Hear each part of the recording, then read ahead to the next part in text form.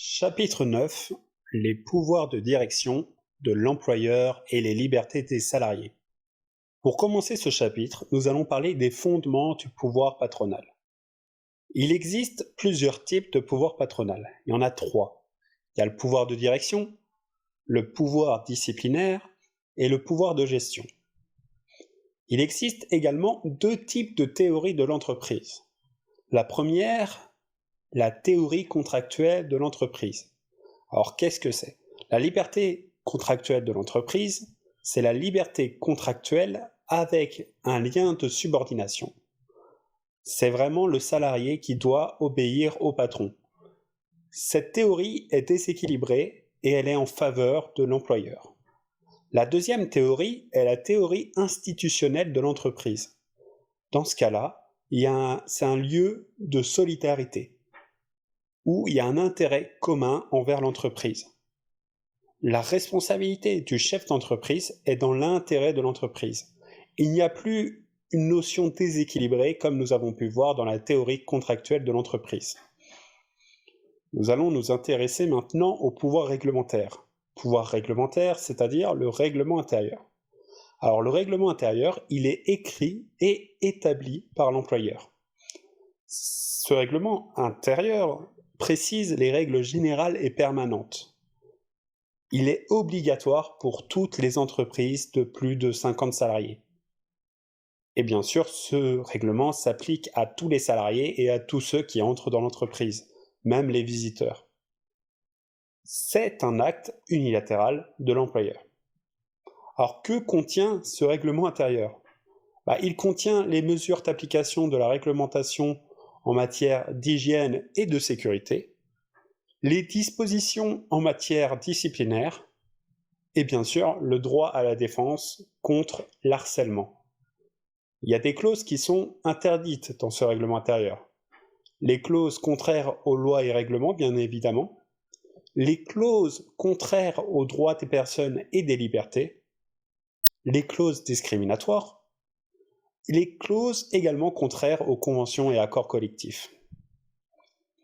Alors, les conditions d'élaboration du règlement intérieur. Alors, comment il se fait? Déjà, il faut consulter le CSE s'il y en a un. Il faut publier via le biais de l'affichage et dépôt au greffe des prud'hommes ce règlement intérieur.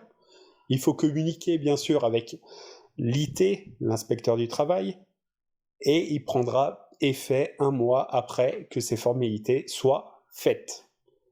Alors comment on contrôle la légalité du règlement intérieur? En fait, il y a deux contrôles possibles. Il y a le contrôle administratif qui se fait via l'IT, et il y a le contrôle judiciaire qui se fait via les prud'hommes. Nous allons parler maintenant du pouvoir disciplinaire. Alors déjà, il y a quoi comme faute? Il y a les fautes légères, les fautes sérieuses, les fautes graves et les fautes lourdes. Les fautes légères, c'est genre on est en retard une fois, etc. C'est rien, c'est vraiment limite plus une observation qu'une sanction. Les fautes sérieuses, là, c'est vraiment à répétition, etc. Mais il n'y a pas d'intention de nuire ni rien. La faute grave, ça peut être un vol qui a lieu dans l'entreprise. Et bien sûr, ça peut être cause de licenciement, comme la faute sérieuse, mais la faute grave encore plus. Et la faute lourde, là, c'est vraiment, on veut nuire à quelqu'un dans l'entreprise, on veut nuire à la société. Et là, dans ce cas-là, il n'y a pas de préavis, il n'y a rien, on est licencié. Voilà, il y a moins d'indemnité et tout. Alors, il y a des types de sanctions qui sont néanmoins interdites. C'est-à-dire que la sanction pécuniaire, la sanction discriminatoire, c'est interdit. Et la double sanction également. Alors, sanction, là, on est vraiment dans le cadre privé, parce que sans sanction pécuniaire, il peut y avoir dans le public, par exemple, un comptable qui fait une erreur intentionnelle peut devoir rembourser son erreur. Concernant la procédure disciplinaire, comment ça se fait? Alors déjà, il y a la faute commise par le salarié.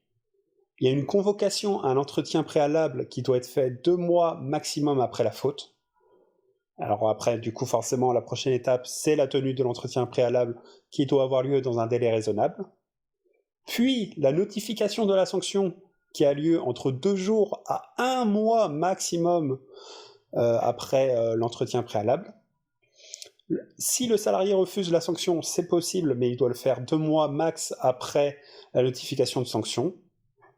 Et dans ce cas-là, il y aura une nouvelle convocation avec un entretien préalable, 2 mois maximum après le refus du salarié.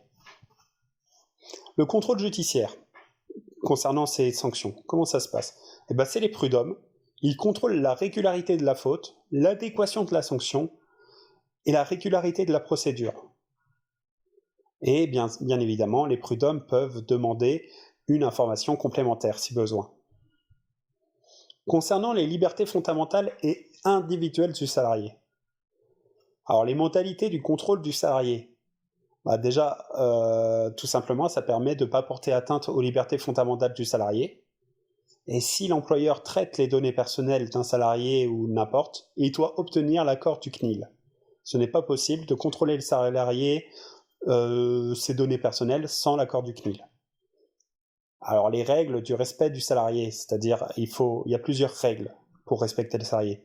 Il y a le respect de la vie personnelle, le respect de la liberté d'expression, la liberté de se vêtir. Alors concernant déjà le respect de la vie personnelle, il ne faut pas s'immiscer dans la vie affective et il faut laisser le droit à la déconnexion au salarié.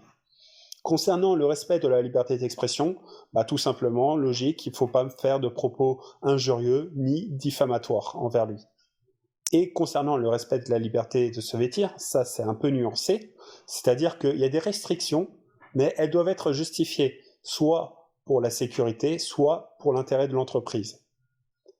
Et bien évidemment, nous pouvons quand même rappeler le principe de non-discrimination, ou qui ne peut pas être porté sur l'âge, le sexe, la culture, etc.